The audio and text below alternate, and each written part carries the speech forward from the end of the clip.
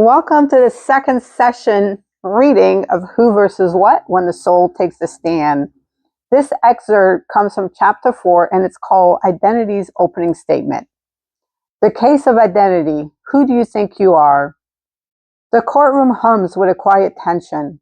The bailiff calls the room to order. The court will now hear the case of identity.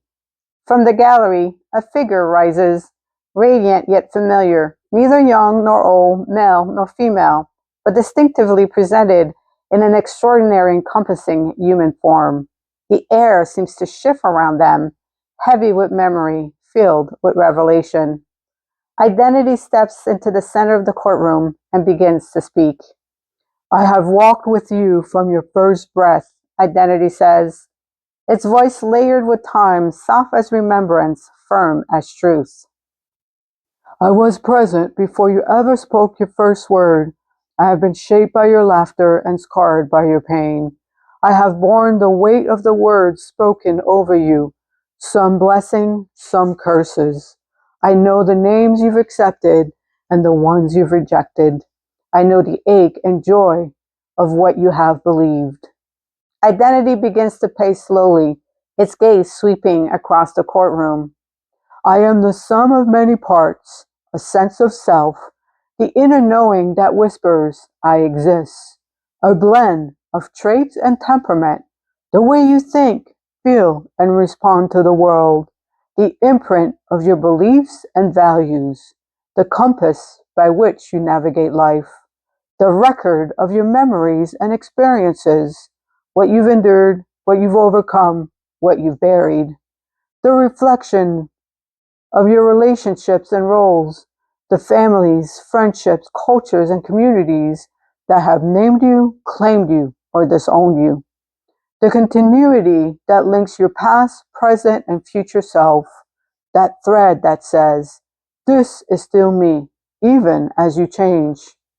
Identity's tone deepens, echoing through the chamber like a heartbeat. You cannot live without me. I am the lens through which you see reality. I shape your choices, drive your behavior, and define how you relate to others. When I am whole, you walk in peace. When I am fractured, the world becomes a mirror of your confusion. The what shifts impatiently, rolling its eyes. The who remains calm, hands folded, stillness radiating like presence. Identity glances towards the what. You've tried to redefine me, to reduce me to titles and trophies, to bind me to performance, image, and applause. You tell the soul that identity is earned, that it must be proven, displayed, and defended, but you do not tell them the cost, anxiety, comparison, exhaustion, and fear. The what smirks but says nothing. Identity turns towards the soul in the witness box. I've seen you live from this false identity, the one the what built out of your wounds, fear, and pride. You've built walls of self-protection and called them confidence. You've buried shame under achievement and called it success.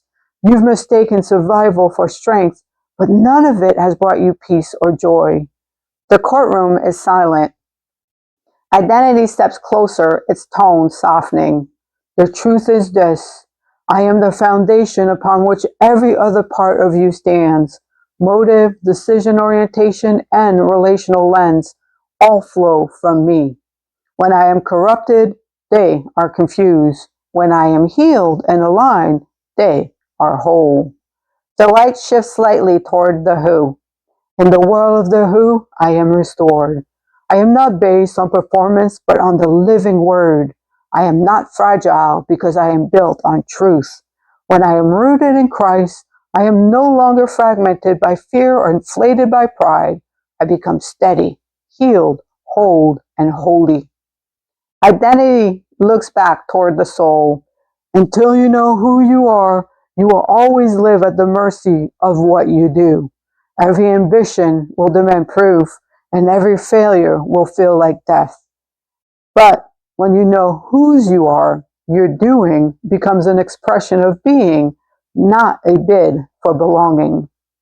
The what crosses its arm, irritated. The who simply nods as if to say, it is true.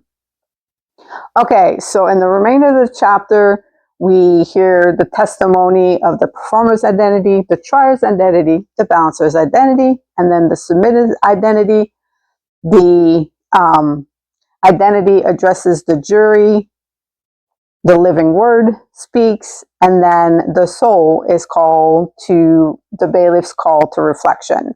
And then that concludes chapter 4. And the next reading will be chapter 5. It'll be the motives opening statement. And I am still recruiting to bring this book to life in 2026. So if you're interested, please check out the link to the sign up form, sign up, and then I'll get in touch with you. See you in the next session.